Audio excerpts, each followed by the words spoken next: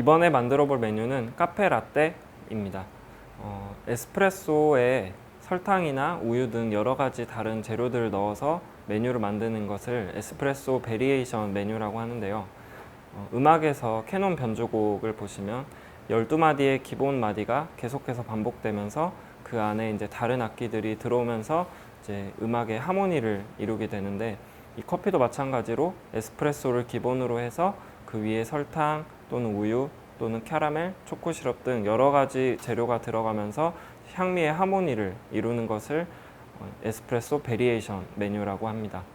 초기에는 이제 16세기에 유럽에서 네덜란드 주중 대사가 처음으로 커피에 우유를 넣어서 마시기 시작했다고 알려져 있는데요. 초기에는 이 에스프레소 머신이 없었던 시절에는 그냥 미지근한 우유를 커피에 넣어서 마셨습니다. 그거를 프랑스에서는 카페 오레라고도 하는데, 이제 1950년대에 에스프레소 머신의 등장으로 보일러의 온도가 120도까지 올라가면서 그 위에 수증기를 활용하는 법을 알게 되어 이제 드디어 우유에 포밍, 거품을 내는 작업을 할 수 있게 되었습니다. 그러면서 이탈리아에서 카푸치노라는 메뉴가 등장했고, 이후에 미국으로 건너가 카페 라떼 등등 이제 여러 가지 우유를 기반으로 한 음료들이 생겨났는데요. 이제 우리가 보통 스티밍이라고 알고 있는 우유에 스티밍을 한다라고 할 때 사실은 정확히 포밍과 스티밍으로 구분해서 살펴봐야 합니다. 먼저 그 스티밍을 시작할 때 25도죠. 상온에서 37도까지는 공기를 주입하는 구간입니다.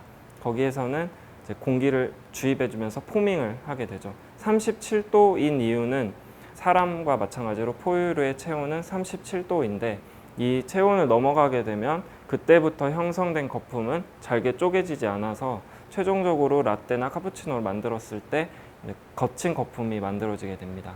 그리고 그 다음부터는 이제 공기 주입을 멈추고 스티밍, 데우는 작업을 하게 되는데요. 이때 이제 37도까지 만들었던 거품을 이제 잘게 쪼개면서 동시에 65도까지 우유의 온도를 올리는 작업을 하게 됩니다.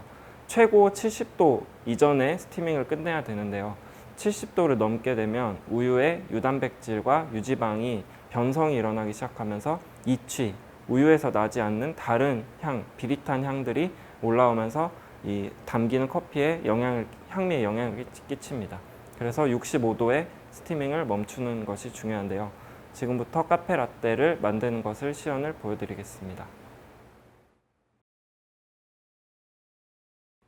2잔 기준으로 스티밍을 하실 때는 이 스팀 피처로 스티밍을 하게 되는데, 이 피처 안에 보면 이 코 부분에 살짝 아래까지 우유를 담아주시면 됩니다.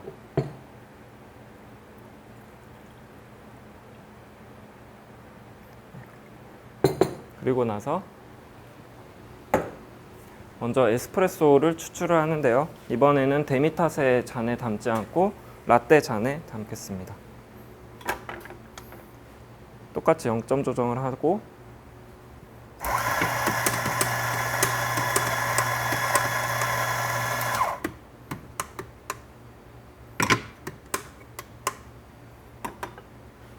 네, 14g을 담아준 뒤에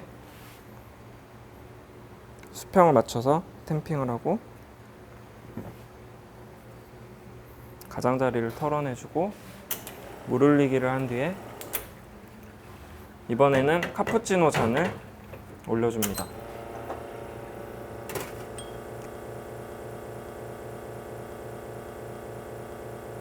그리고 크레마와 향미가 날아가지 않기 위해 이 추출이 끝날 때까지 기다리지 않고 바로 스티밍을 들어가겠습니다.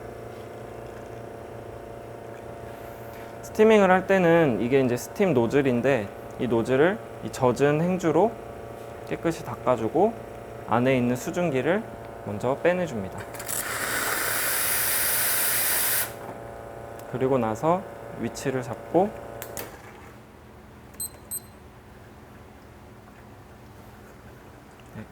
이제 스티밍을 시작합니다. 먼저 37도 전까지 공기를 주입해 줍니다. 이 칙칙 소리가 공기가 주입되는 소리예요.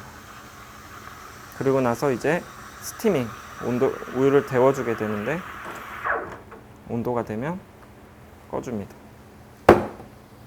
그리고 이 우유, 묻어있는 우유를 다시 깨끗이 닦아주고 이 관 안에 우유가 남아있으니까 우유를 떼줍니다. 스티밍 전후에는 항상 이렇게 닦고 빼주는 작업을 반복해서 해주셔야 됩니다. 큰 거품이 있을 때는 이렇게 쳐주면 잘게 쪼개집니다. 그리고 나서 두 잔을 만들 거니까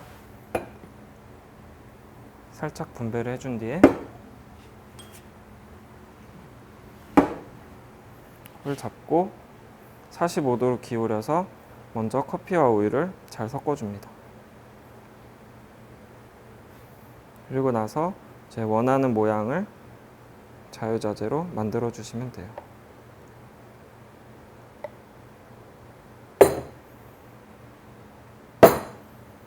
그리고 아까 분배해 두었던 우유를 다시 붓고 거품을 깨준 다음에 두 번째 잔을 가지고 와서 먼저 커피와 우유를 잘 섞어주고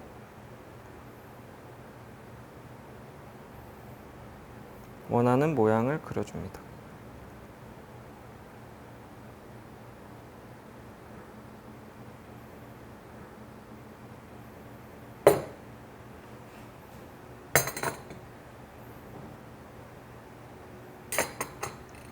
네, 이렇게 카페 라떼가 완성되었습니다.